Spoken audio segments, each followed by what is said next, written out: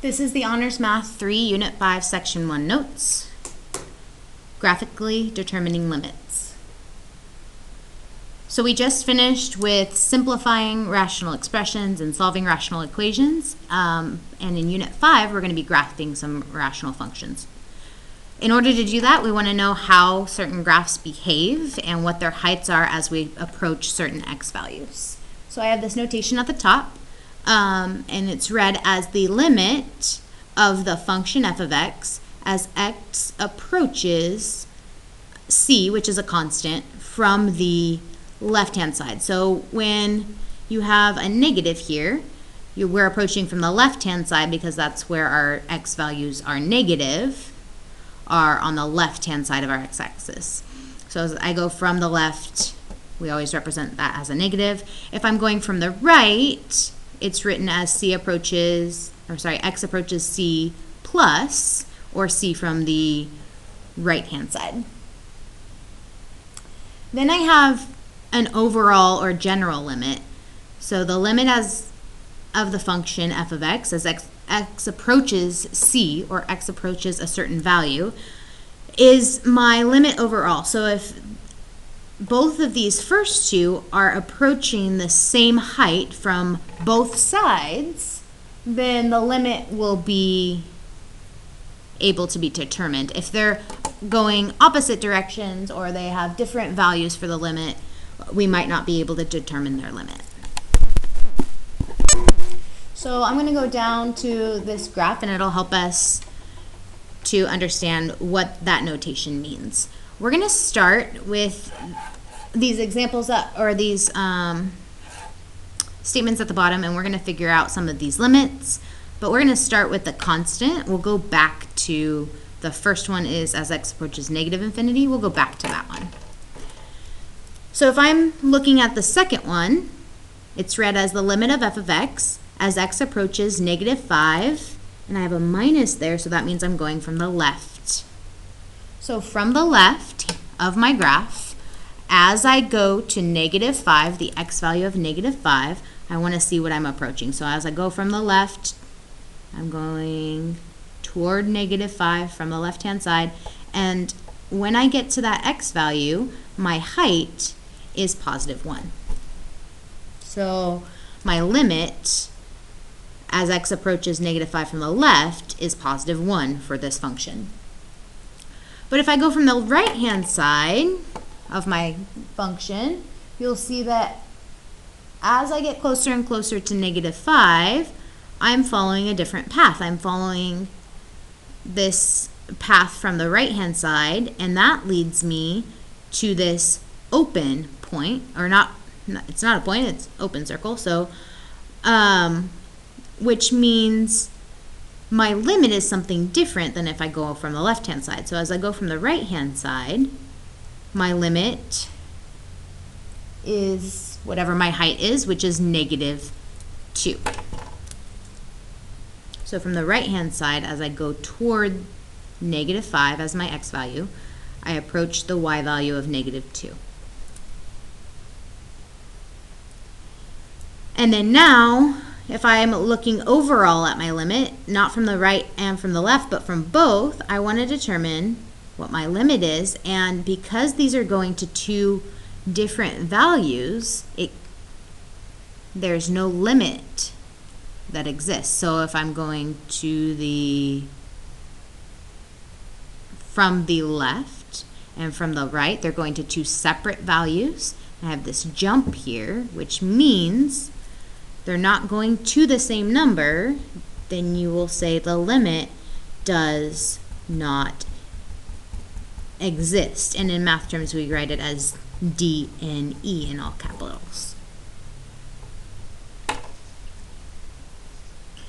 Okay, so an easy way to check that is if you've already done from the left and from the right.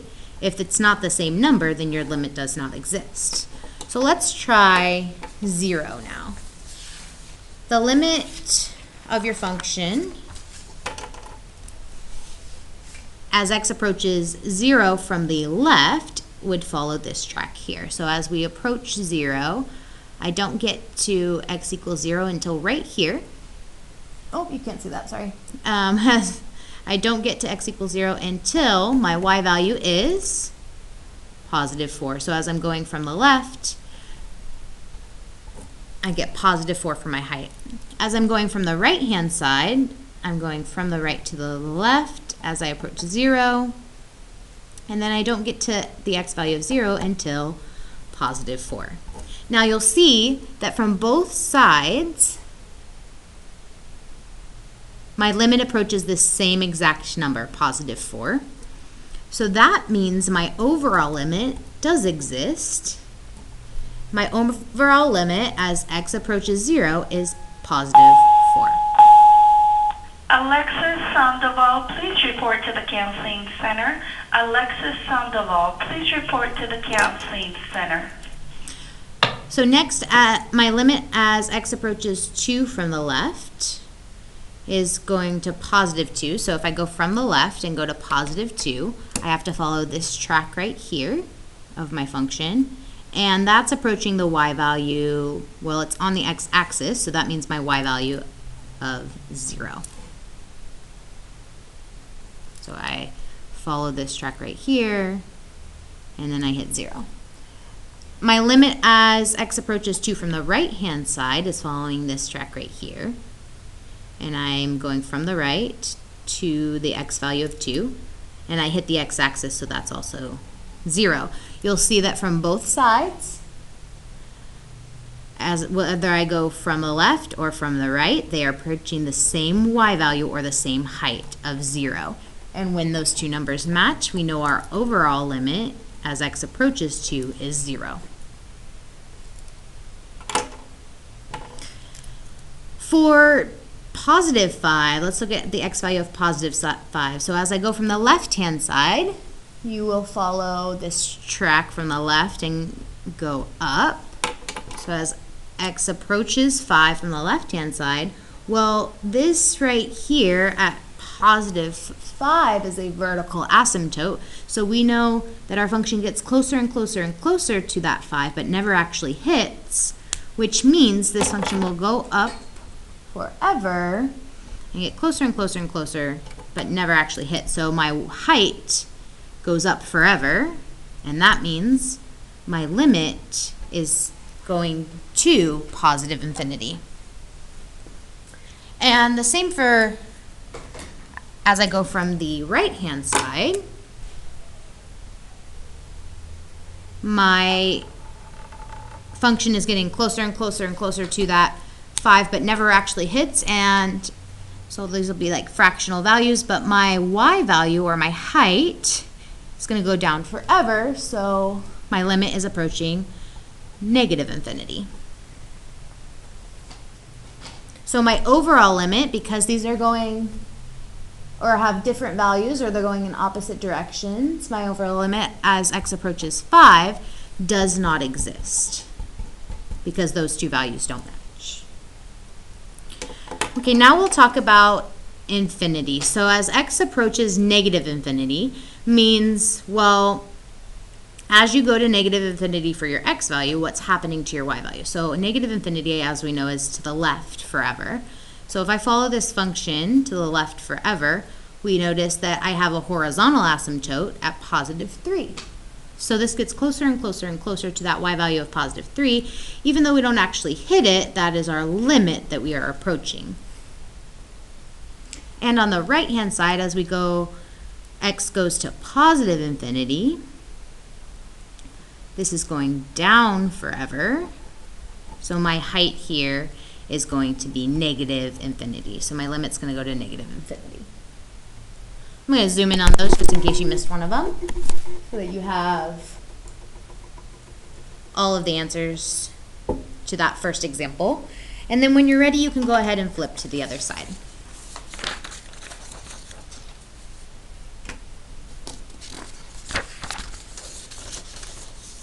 All right, so we have another graph here. So we're going to go ahead and fill these ones in as well. So starting with as x approaches negative infinity, I'm going to look at my x values for negative infinity. So this is going, as it goes to the left forever, what's happening to the height. And we know that this height is going to positive infinity. So my limit there would be infinity. And let's go ahead and just go in order this time. So as x approaches -3 from the left, we're going from -3 to the left, and we hit this open point. This is called a removable discontinuity.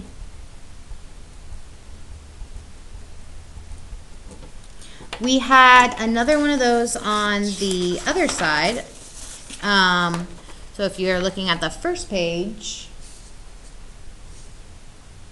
this point right here is a removable discontinuity because my function would be continuous if it weren't for that one point. Now over here, my function would not be continuous if it weren't for this point, because this is actually a jump. So a jump is not a removable discontinuity. If you have a hole and the only piece of your function that you're missing is that hole, then this hole is called the removable discontinuity. So same as the example we are currently looking at, this hole right here is called a removable discontinuity. Can anyone else find another removable discontinuity? Yeah, so right here we have a removable discontinuity.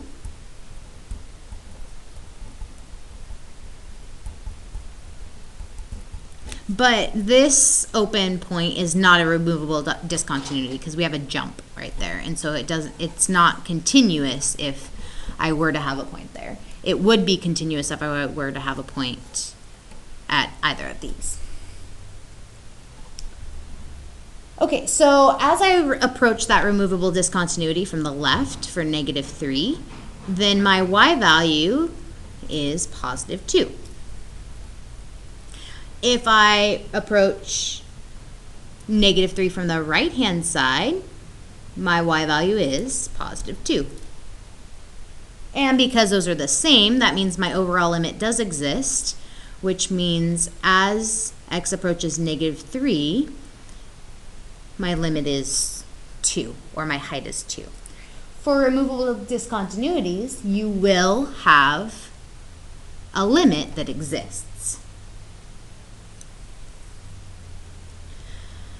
Okay, so for -1, as we go from the left-hand side, my height goes to 0, or goes to the x-axis, which is a y value of 0.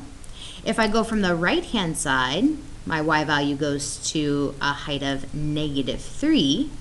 This is not a removable discontinuity. It is a jump, and they have different limits, which means my overall limit as x approaches -1 does not exist.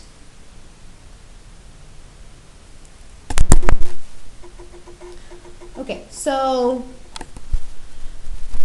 the next x value that we're looking at is +2, which is a vertical asymptote. So as x approaches 2 from the right-hand side, that is this piece right here. We know that that is going toward -infinity. As x approaches 2 from the right-hand side, that's going to +infinity. So from the left is -infinity, from the right is +infinity, and because those are not the same, my overall limit as x approaches 2 does not exist.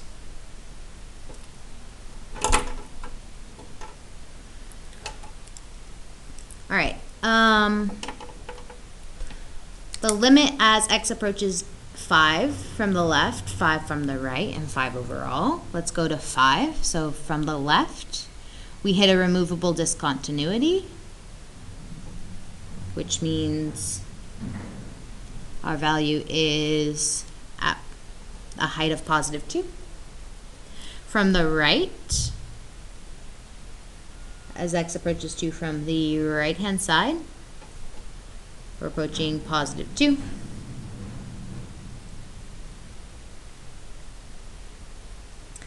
And because those are both the same, we're approaching the y value of positive 2, then the overall limit as x approaches 5 is 2. Now be very careful. If I were to say, what is f of 5, that would be a different answer. F of 5 is 0, not positive 2. But we're saying these are all as x approaches a value. It's not saying when x is equal to that value. So when we get closer and closer and closer to that value, we're getting closer and closer and closer to our height. And that's the number we write down. And then for this last one, as x approaches positive infinity, what's happening with our graph? It's going to the right forever, and it's getting closer and closer and closer to the height of this asymptote, this horizontal asymptote of positive 1.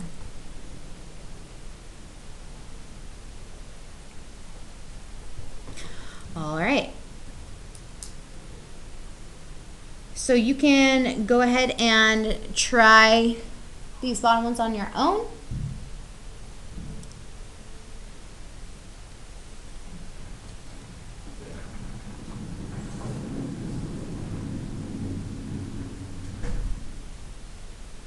I'm going to give you the solution so that you can make sure that you know your answers to each of these. So you may still be trying them on your own, and that's okay. But we're just going to make sure that we have the correct answer. So as x goes to -5, these are all overall limits. So you have to check from both sides. So from the left, as x approaches -5, we're going to +4, and from the right, we're going to +4. So because that they're going to the same y value from both sides, then my limit is +4. As x approaches -2, remember, this is an overall, so it has to go from both sides. My -2 is right here for my x value. So from both sides, they are approaching the same value, and they are approaching the height of 0 because they go to the x-axis, which means my y value is 0. As x approaches +2, 1, 2, that's right here. You'll notice that from the left-hand side, we're going up forever, and from the right-hand side, we're going down forever. So let me go ahead and show you what's happening here. As I approach the x value of +2, my limits are not the same on either side. They're going to different values, which means as x approaches 2, the limit does not exist. This next one is the limit as x approaches infinity. As x approaches infinity, and that's a positive infinity, or infinity on the right. So as this goes to the right forever, you'll see that this is starting to flatten out and get closer and closer and closer to the next value above it and never actually hit that value. So let's go ahead and see. That means that there is a horizontal asymptote there, even though we may not be able to see it right now because it's not graphed. That's getting closer and closer and closer to the horizontal asymptote that goes through the y value of +3, which means my limit is +3. The limit as x approaches 4, 1, 2, 3, 4. 4 is right here. So from the right and from the left, they're going to the same value, and that's actually a point on my function, which is nice, but they're going toward the same value. So they both have a y value of 2 that they're approaching. State the location of any removable discontinuities for y equals f of x. So we're going to list the removable discontinuities, which are the holes that would make my function continuous if they weren't there. So if I plotted a point right here at 1, 2, 3, 4, 5, 4, the point 5, 4 is a removable discontinuity. Another removable discontinuity is this that would be continuous right here in the middle at -1, -1. -1, -1. Now, there's no other open points that would otherwise make my function continuous if they were closed points. So those are my only two removable discontinuities. Sometimes we list just their x values. So when x equals 5 or when x equals -1, that's where we would find our removable discontinuities. But for now, we're just going to list them as points because they are actual points on our graph. They're open points on our graph because we can't plot closed points there. But they'll always be open points for the removable discontinuities. Okay, let's go to the other side. This is a little bit of an extension of what we're doing today. So we're going to do this together instead of you doing it on your own. You won't have this on your homework assignment, but you will. This will be very helpful for you as we go forward graphing our functions in the next couple sections. So sketch a function of f that has the following characteristics. We need to have a limit as x of 5 when x approaches 0 from the left-hand side. It needs to approach 3 from the right-hand side, and we have all of these other stipulations that we have written down. Now, it would be very difficult for me to read these and try to remember everything that's happening, so the best place to start off is anything that you know is absolutely a point on your graph. And sometimes we'll get asymptotes as well, but starting with the points is the best place to start. So if I look at f of 0 equals 3 and f of 3 equals 4, those are definite points on when I'm graphing my function. So I'm going to go ahead and graph those points. So we know that f of 0 equals 3 means I have the point 0, 3, and f of 3 equals 4 means we have the point 3, 4. So go ahead and graph those 2 points, 0, 3, and 3, 4.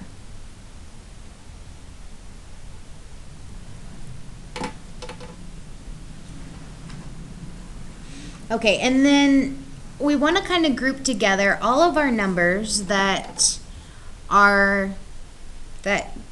have to do with the same x value. So you'll notice that like all of these values right here, all of these values have to do when x is approaching -2.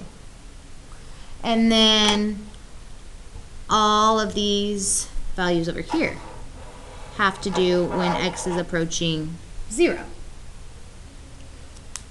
And then we have negative infinity and positive infinity. We're going to group those ones together even though they go to different values. We're going to do that one last because then we can do each side of our graph last.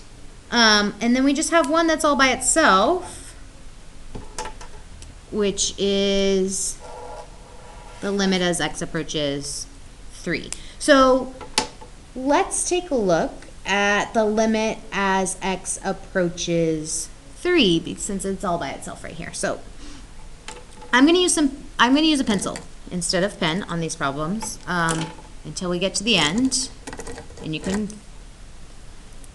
finish it all in pencil. But we're going to have to figure out how this is behaving, and we don't want to make anything permanent until we know for sure our final answer. So as x approaches 3, this is an overall limit, meaning from the left, from the right, overall, we're going to 2.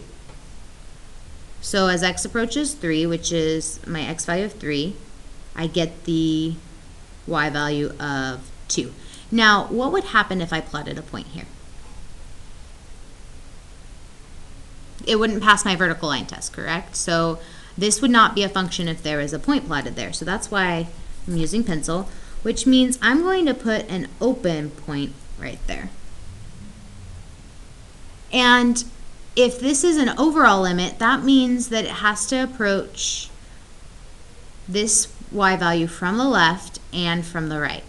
So I'm going to put these little wings on the end of this open point so that you see this has to come from the left and go to the right when we're connecting our function, but we're not really sure what's happening in between some certain points right now. So I'm just going to leave it like that for now. Okay, so we did this one. Let's do another value. Let's do these three that are lumped together over here. So as x approaches 0 from the left-hand side, 0 from the left, so over here, needs to go to positive 5.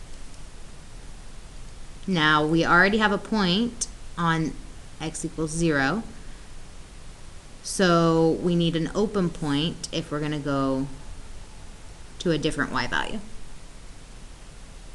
And we know that that one comes from the left-hand side, so I'm going to put a little wing on the left, meaning we're going to have to come, I don't know if it's from the bottom or from the top yet, but we're going to have to approach that value at some point.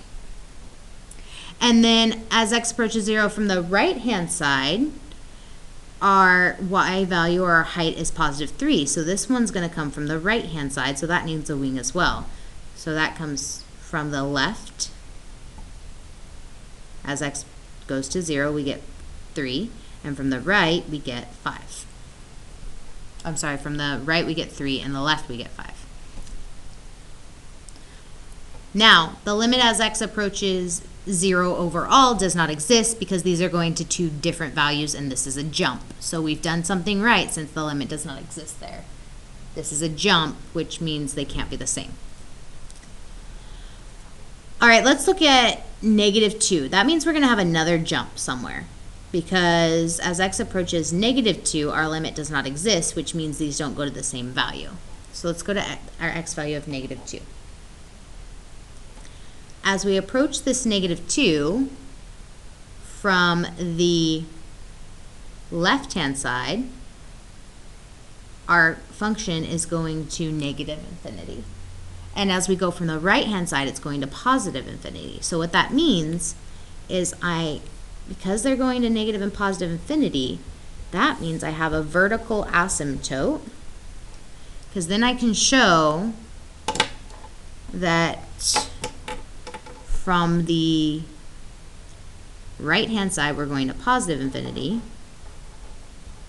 and from the left-hand side, we're going to negative infinity.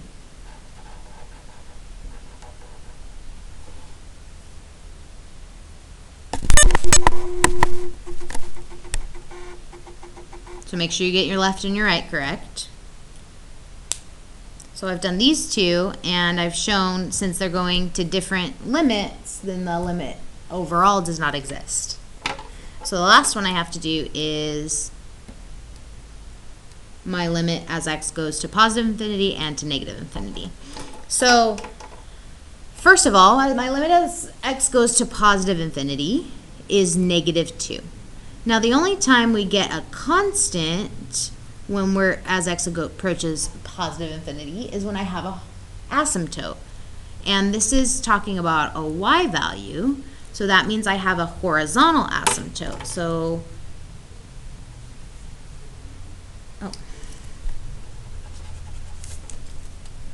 sorry, this should be going through -2, a horizontal asymptote.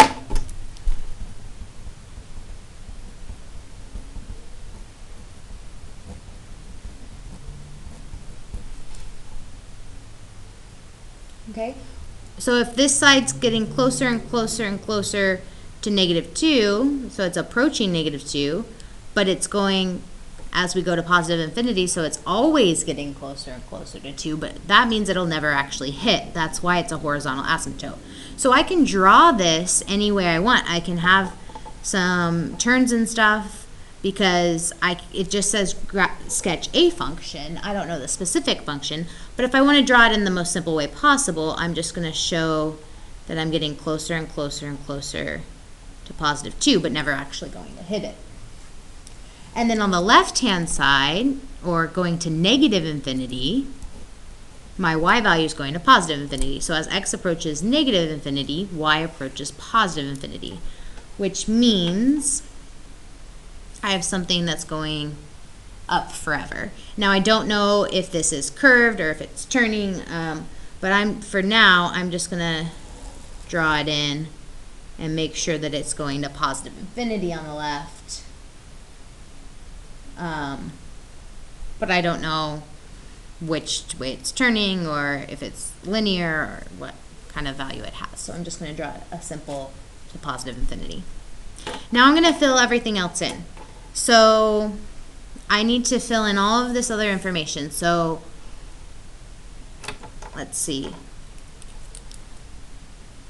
Everything else is just connecting to the next point. So I know that my limit from the left as x approaches 0 has to go to positive 5. So I have to have a place I'm going from to reach my limit from the left-hand side. And then I know my limit from the right-hand side as x approaches 0 was positive 3. So that means I'm going from positive 3 and going somewhere. Now, this could turn a bunch of times, but I know that eventually I have to connect something to this wing over here that I drew. So I'm just going to draw it as simple as possible.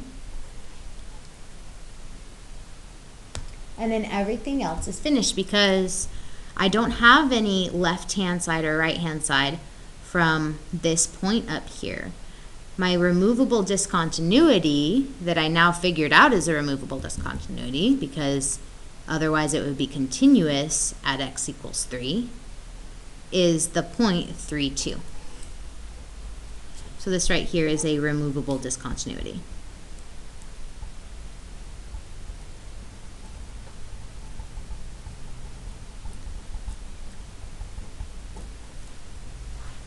Okay, and that is your notes for Unit 5, and your homework is on the board.